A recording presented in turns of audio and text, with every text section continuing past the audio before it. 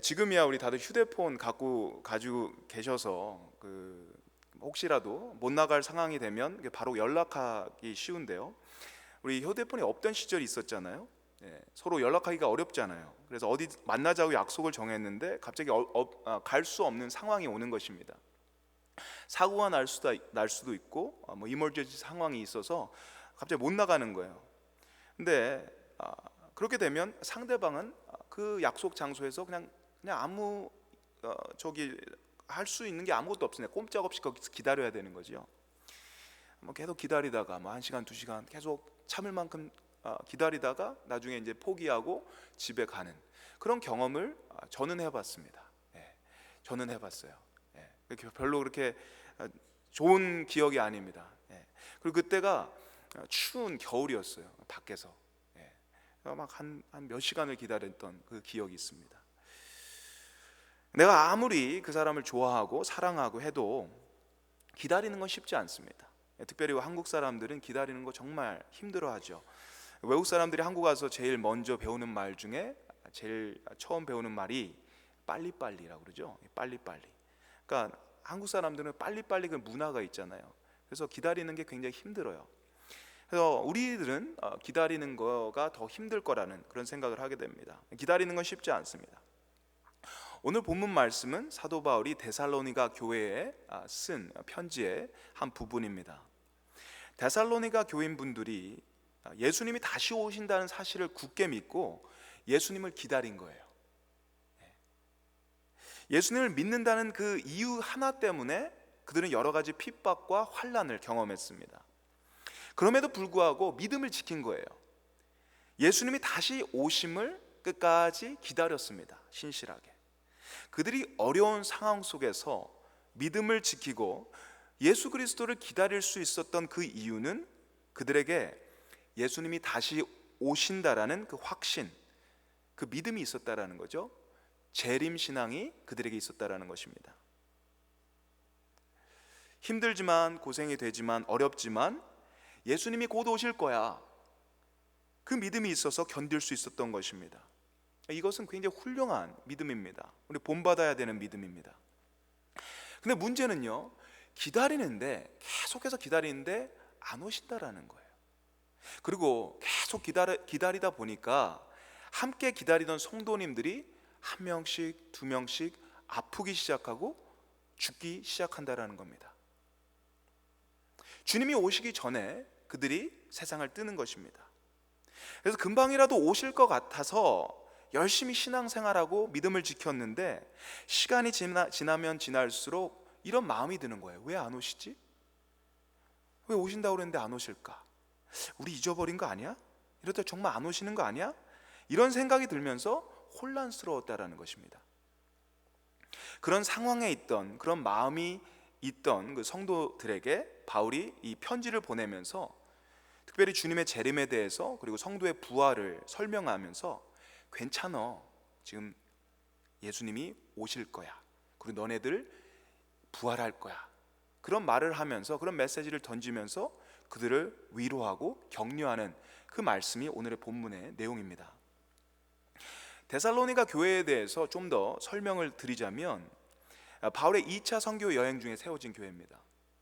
마케도니아 환상을 보고 바울 일행이 처음으로 유럽을 건너갑니다. 거기서 복음을 전도합니다. 그가 복음을 전하기 위해서 여러 도시를 머물고 복음을 전하고 또 회당에 들어가서 강론을 하고 그런 사역을 했는데요. 이 데살로니가 교회에서도 그런 사역을 했습니다. 선교 사역을 했습니다. 짧게는 한 3주 정도, 길게 보면 한 3개월 정도 여기에 머물렀다고 합니다. 그러니까 다른 곳에서 비하면 굉장히 짧은 시간을 여기서 보낸 것입니다. 거기서 오래 머물르지 못한 이유가 있었습니다. 이유가 무엇이죠? 핍박받았죠. 박해를 받았습니다. 데살로니가에 사는 유대인들이 있었는데 그들로 인해서 핍박을 받은 것입니다. 그 핍박이 너무 심해서 다른 도시 베레아로 피신을 합니다. 그런데 그 유대인들이요, 바울을 쫓아서 거기서도 핍박을 합니다. 이들은 굉장히 과격했던 사람들입니다. 폭력적인 사람들입니다.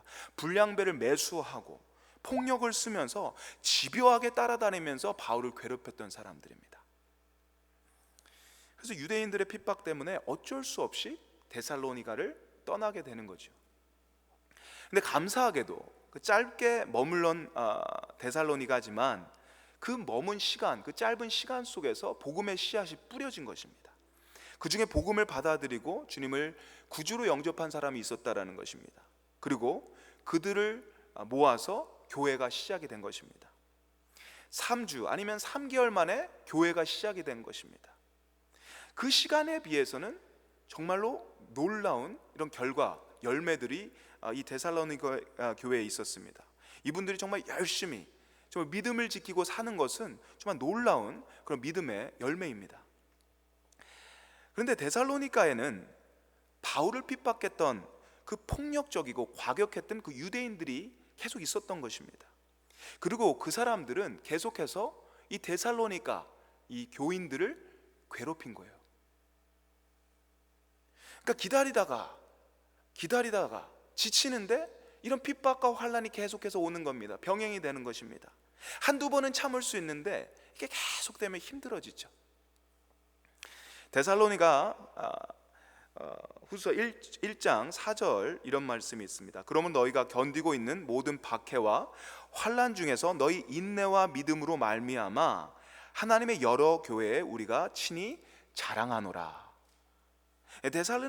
데살로니가 교회는 기독교를 박해하는 유대인들의 박해가 아주 심했는데도 불구하고 그 교회 성도님들이 믿음을 지킨 것입니다. 그 심한 핍박을, 박해를 잘 참아낸 것을 사도 바울이 나는 너네들 정말 자랑스럽다 칭찬하고 격려하는 내용입니다. 근데 제가 오늘 말씀을 준비하면서 이 핍박받는 거, 박해받는 거, 이것이 제 마음속에 들어왔습니다. 여러분, 핍박받는 거, 여러분 예수님 믿는 것 때문에 박해받는 것, 이것이 우리한테 얼마나 이해가 되는 걸까 생각해 봤어요.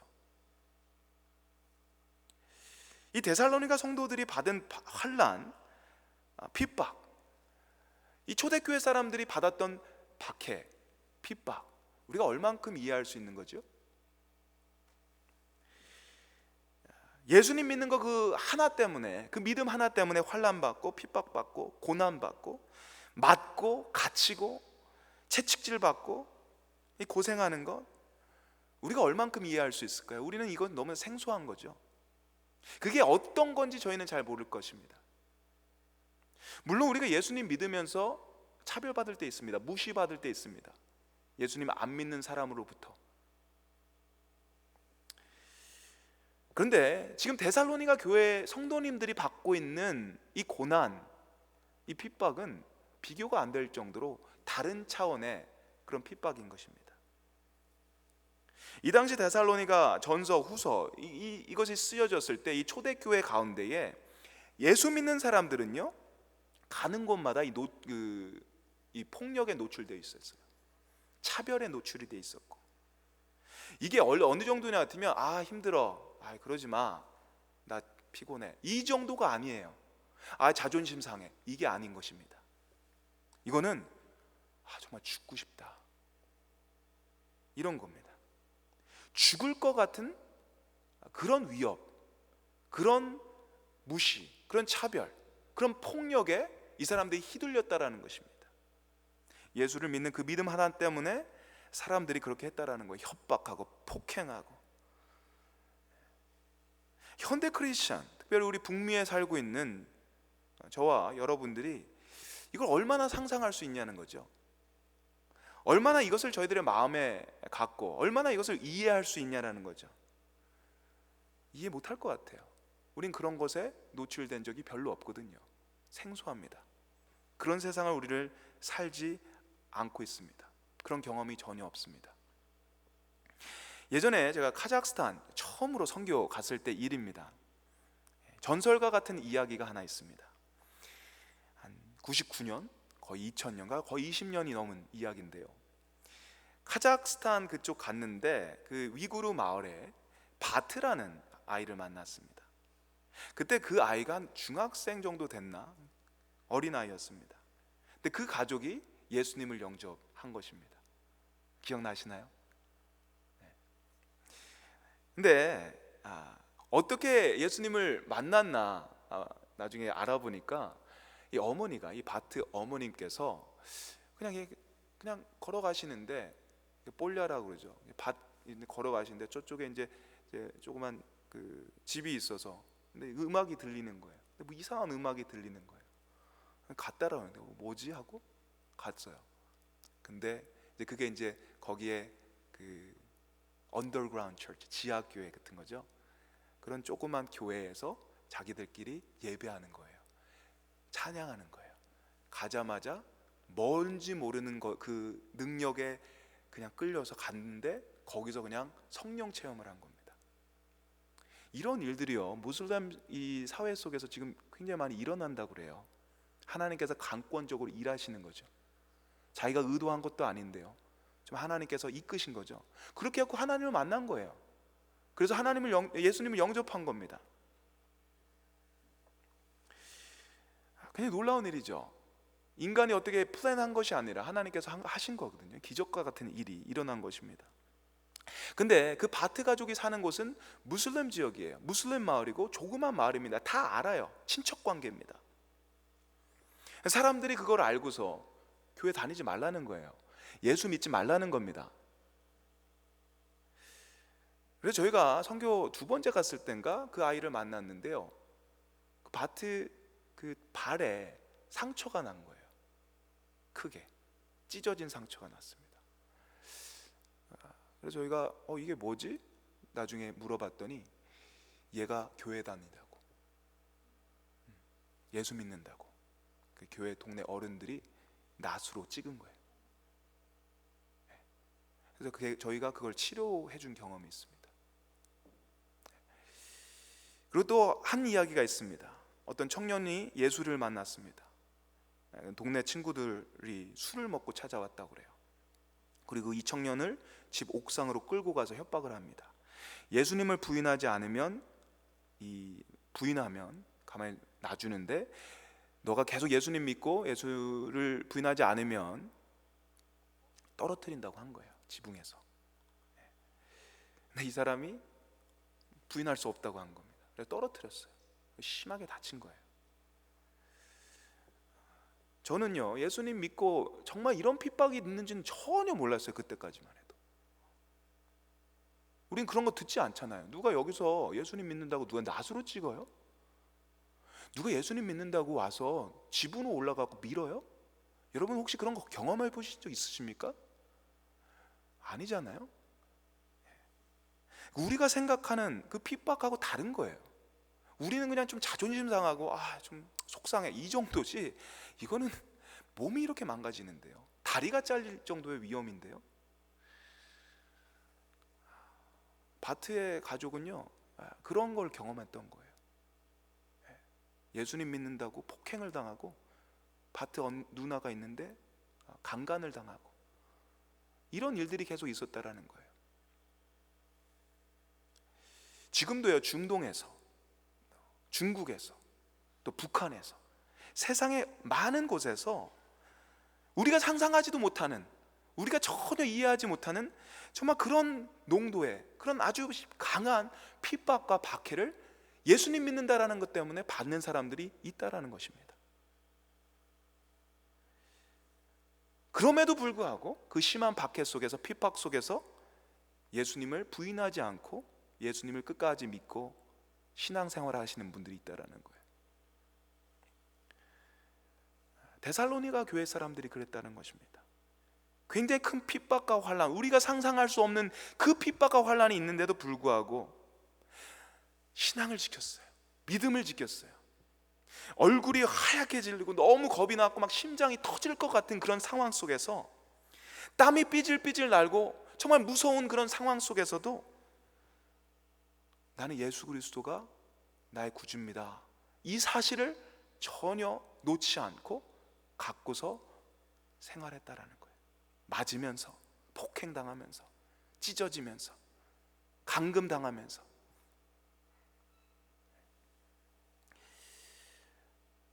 제가 오늘 그들의 입장에서 한번 이 데살로니가 전서를 한번 읽어보려고 했습니다.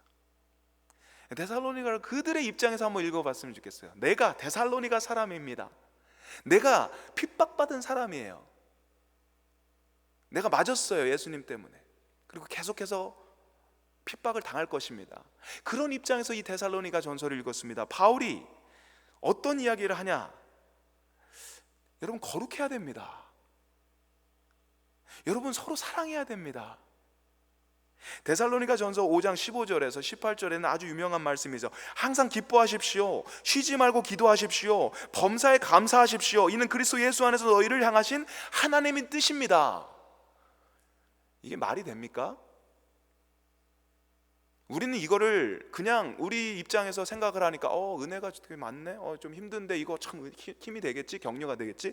제가 그 사람들의 입장에서 이걸 읽으니까 No, 당신이 내 입장이면 그 얘기 할 거야? 이렇게 얘기를 하는 거죠. 전혀 은혜가 안 되는 거예요. 어떻게 내가 거룩합니까? 내가 위험한데, 내 가족이 위험한데, 내가 이렇게 얻어 터지고 사는데 내가 거룩한 게 뭐가 소용이 있어요? 이렇게 되는 거죠.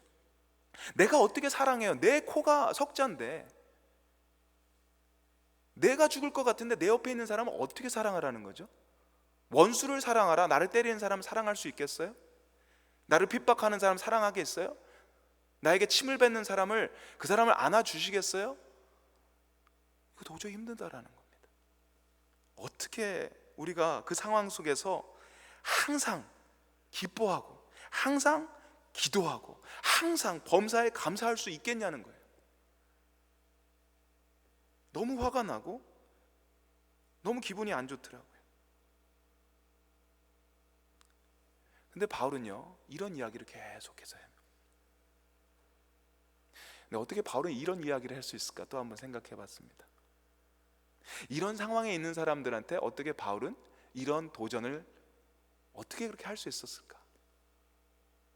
이유가 무엇일까요?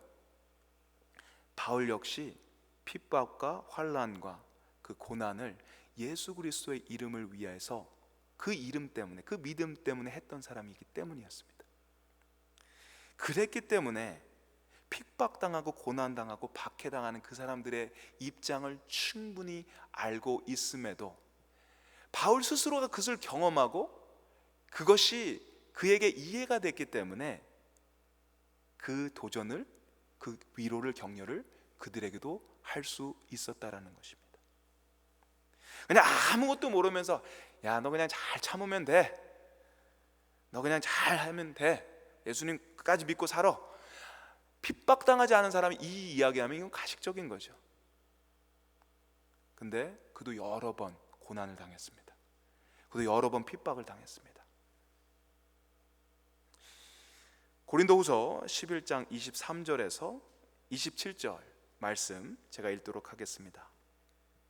내가 수고를 넘치도록 하고 옥에 갇히기도 더 많이 하고 매도 수없이 맞고 여러 번 죽을 뻔하였더니 유대인들에게 40에서 하나 감한매를 5번 맞았으며 3번 태장으로 맞고 1번 돌로 맞고 3번 파선하고 일주야를 깊은 바다에서 지냈으며 여러 번 여행하면서 강의 위험과 강도의 위험과 동족의 위험과 이방인의 위험과 신의 위험과 광야의 위험과 바다의 위험과 거짓 형제 중의 위험을 당하고 또 수고하며 애쓰고 여러 번 자지 못하고 줄이며 목마르고 여러 번 굶고 춥고 헐벗었노라. 바울의 고생당한 이야기를 아주 자랑스럽게 하는 겁니다. 예수님 때문에, 예수님의 이름을 전하는 그 일 때문에 바울은 이런 고난을 겪어야 됐습니다. 그런데도 불구하고 그런 상황 속에서 믿음을 지켰습니다. 그런 상황 속에서 데살로니가에게, 그 성도들에게 했던 그 이야기, 항상 기뻐하십시오, 항상 기도하십시오, 항상 감사하십시오, 이 삶을 바울은 스스로 살았다라는 것입니다. 그렇기 때문에 이런 이야기를 해줄 수 있었다라는 것입니다. 이런 바울의 말에는 무게감이 있었어요. 왜요? 그들의 고통을 알기 때문에. 여러분, 아무나 위로할 수 없습니다. 아무나 격려할 수 없습니다. 고난을 통과하고 힘든 시간을 통과한 분들이 주는 메시지, 주는 위로, 격려, 무게감이 탈려요. 여러분 그런 거 경험해 보셨어요? 정말 힘든 상황 속에서 와서 괜찮아, 똑같은 얘기를 합니다. 근데 어떻게 어떤 사람이 얘기하면 굉장히 이거 뭐 그냥 하는 말로 들리는데, 어떤 말이 하면 무게감이 있어요. 정말로 그걸 듣고 위로받습니다. 격려가 됩니다. 왜 그렇죠? 그 이해하기 때문이에요. 아픔이 그 사람에게도 있기 때문입니다. 제가 요번에 우리 장례식을 또 하면서 장례식에 정말 너무 힘든 것 같아요. 왜냐하면 어떻게 위로를 할까를 모르겠어요. 지금도 모르겠어요.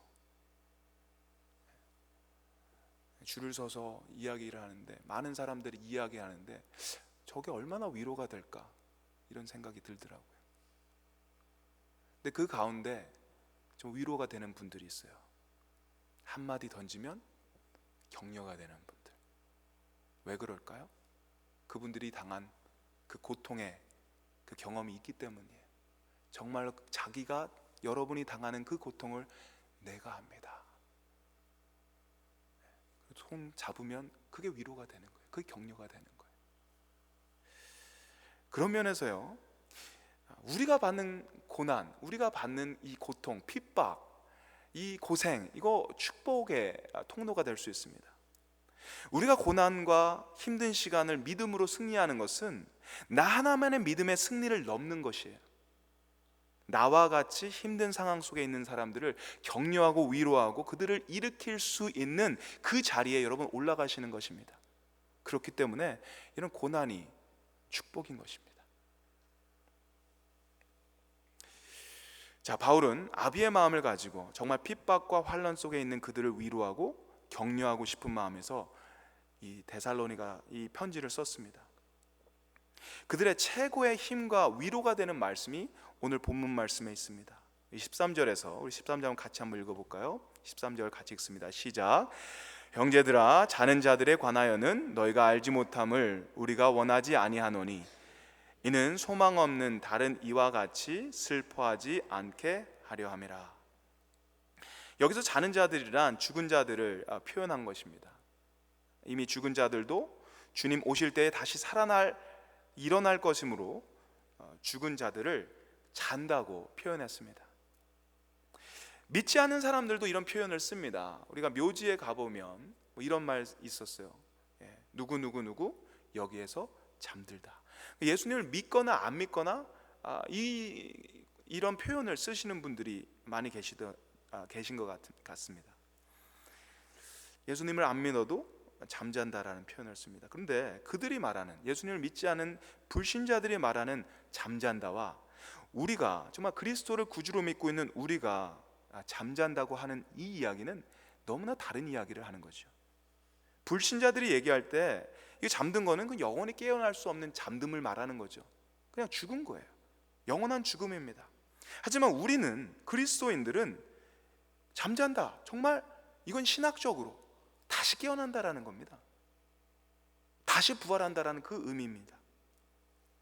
그러니까 부활에 대한 소망이 없는 사람들, 예수님을 믿지 않는 사람들은 죽은 자들을 슬퍼하는 게 당연한 겁니다. 이건 너무 깨지는 말이에요. 마음이 너무나도 아픈 것이에요. 그런데 그리스도에게 소망이 있는 저희들, 부활의 소망이 있는 저희들은 슬프지만 그렇게 절망적이지는 않다라는 그 이야기입니다. 너무 슬퍼하지는 않아도 된다라는 이야기를 하는 것입니다. 왜냐? 예수님께서 죽으시고 부활하신 것처럼, 예수님이 죽으셨는데 하나님께서 다시 살리신 것처럼 우리가 죽을 때 예수님께서 부르시면 다시 우리가 부활하는 것입니다. 그 죽음에서 깨는 것입니다. 잠에서 깨는 겁니다. 하나님께서 살려서 다시 일으키신다라는 그 소망이 우리에게 있기 때문입니다. 예수 안에 있으면 죽음을 당한다 할지라도 그 죽음은 잠자는 것에 불과하다. 성도의 죽음은 죽음으로 끝나는 것이 아니라 잠들었다 깨듯이 주님의 부활에도 우리가 동참할 것을 믿는 그 믿음, 그 믿음으로의 초대가 오늘 말씀입니다. 그 소망의 메시지를 전달하고 있는 것입니다. 두 번째 위로의 메시지는 주님은 반드시 다시 오신다라는 겁니다. 16절부터 18절까지 말씀. 16절, 우리 16절하고 17절까지 말씀 같이 보도록 하겠습니다. 같이 읽습니다. 시작.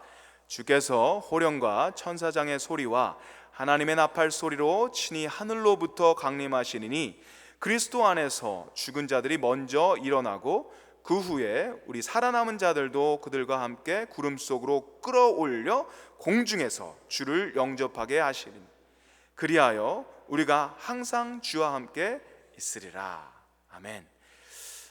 주님께서 호령과 천사장의 소리와 하나님의 나팔로 친히 하늘로 쫓아 강림하신다, 이 표현을 하고 있습니다.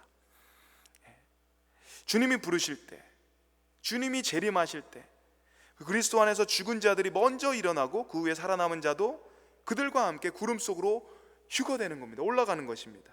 그래서 공중에서 주를 영접하고 그곳에서 항상 주와 함께 있을 것이라는 이야기를 하는 것입니다. 여기서 분명히 알 수 있는 것은 무엇입니까? 주님께서 재림하신다라는 사실이죠. 그날이 온다라는 것이죠. 그것을 믿고 나갈 때 우리가 그 소망을 가지고 살아갈 때 그것이 저에게 힘이 된다라는 것입니다. 죽은 자나 산 자나 하나님께서 모두 그들과 함께 영원히 그 세계로 초대할 것이라는 것입니다. 새 하늘과 새 땅에 초청해서 영원히 그들과 함께 사신다라는 것입니다. 죽은 자라고 해서 살아남은 자보다 더 영광스럽지도 않고 살아남아 있다고 해서 조금이라도 더 큰 영광을 차지하는 것이 아님을 이야기합니다. 믿음을 가진 자는, 예수님을 믿는 사람은 죽은 자나 아직 살아있는 사람이나 차별 없이 주님 재림하실 때는 그 하나님의 나라에서 영광을 누릴 것이다 라는 그런 소망의 메시지가 선포된 것입니다. 이 진리를 이 데살로니가 사람들이 깨닫고서 이게 위로가 되는 것입니다. 힘이 되는 것입니다. 오늘의 말씀은요, 부활의 소망, 재림의 소망에 대해서 이야기하는 것이죠. 데살로니가 교회 성도님들, 당신들의 삶에 핍박이 있고 환난이 있다고 해도 여러분이 사는 지금 이 세상에 여러 가지 짓눌림이 있고 여러분이 가난하고 병들고 못 살고 그래서 죽는 그런 한이 있어도 여러분 희망을 잃지 마십시오. 그리스도의 소망을 여러분 놓지 마십시오. 주님 다시 오시는 소망이 여러분에게 있습니다. 이것이 사도 바울이, 영적 아비 되는 사도 바울이 이 데살로니가 이 핍박받는 성도님들에게 줄 수 있는 최고의 위로의 말씀이었다라는 것입니다. 바울은 그렇게 얘기합니다. 마지막 절에 그러므로 이러한 말로 서로 위로하라. 죽어도 다시 산다는 이 부활의 소망, 주님이 다시 온다는 이 재림의 소망을 사람들이 나누면서 그걸로 위로받는 것입니다. 그걸로 힘을 얻는 것입니다. 이런 소망과 이런 믿음들이 성도들한테 쉐어리 될 때 이게 위로가 되고 지금 우리가 겪고 있는 그 아픔, 고통 이런 것도 우리 이겨낼 수 있다라는 그 도전을 사도 바울이 지금 하고 있는 것입니다. 여러분에게 여쭤보고 싶습니다. 여러분 부활하시는 것을 여러분 믿습니까? 여러분 예수님께서 재림하시는 걸 여러분 믿으세요? 그리고 여러분 그것이 여러분에게 위로가 되세요? 여러분에게 힘이 되십니까? 여러분 힘들게 살고 사람들에게 욕먹고 사람들과 싸우고 또 힘든 상황 속에서 예수님 믿는 것 때문에 비난을 받고 차별을 받고 어려운 순간이 있을 때 여러분 이 이야기를 생각할 때 여러분 위로가 되십니까? 격려가 되세요? 위로가 되시길 바랍니다. 격려가 되시길 바랍니다. 인간이 줄 수 있는 최고의 위로, 다른 게 아니죠. 우리 이 인생이 이젠 지나갈 것이고, 우리가 살고 있는 이 인생은 이제 지나가는 것이고, 영원하신 하나님의 나라가 도래할 것입니다. 그 땅에, 그 새로운 나라에, 그 하나님의 그 킹덤에 우리 소망을 두고 우리가 사는 그런 사람입니다. 이 이야기가 될 때 우리한테 위로가 되고 격려가 되고 힘이 되는 것이죠. 저는 여러분과 마지막에 이 찬양을 좀 드리고 싶습니다. 제가 항상 우리 하이티 가면 우리 하이티 우리 친구들하고 우리 교회 성도님들하고 항상 부르는 노래 중에 하나입니다. 저의 그분들과 부를 때 정말 너무나도 은혜가 되는 그 찬양입니다. 찬송가인데요, 찬송가 180장 하나님의 나팔소리라는 찬양입니다. 제가 이 노래가 그렇게 힘이 있는지 몰랐어요. 하이티의 사람들 여러분 들어보셨지만, 우리 장로님 아시지만 얼마나 힘들게 살아요. 얼마나 그렇게 격렬하게 그냥 하루하루 서바이브만 하면서 사는 그런 삶이잖아요. 하루하루 벌어서 그렇게 사는데 어떻게 이 찬양을 부르는데 그런 힘이 나죠? 어떻게 이 찬양을 하는데 그렇게 뛰면서 방방 뛰면서 그렇게 정말 천사와 같은 모습으로 찬양을 하는 거죠? 저는 너무나도 도전이 됩니다. 그래서 이 찬양을 항상 가면 그분들과 같이 불러요. 의미는 이겁니다. 여러분, 이 삶은 끝이 나는 건데요, 결국에 우리 see you in heaven, 언젠간 우리 같이 볼 겁니다. 우리 다 하나님 그 나라에 같이 갈 겁니다. 이 소망을 가지고 우리 하루하루 힘들지만 견뎌내십시오. 이 메시지가 이 안에 있다라는 거죠. 그래서 우리 한번 이 찬양을 정말 마음속 깊이 정말 뜨거운 마음을 가지고 이 찬양 같이 했으면 좋겠습니다. 이 찬양을 부르면서 다시 한번 저희들에게 부활의 소망, 재림의 소망이 저희들에게 다시 한번 일어나기를 주님의 이름으로 축원드립니다. 우리 한번 다 같이 일어나서 우리 하나님의 나팔 소리 한번 같이 찬양하겠습니다.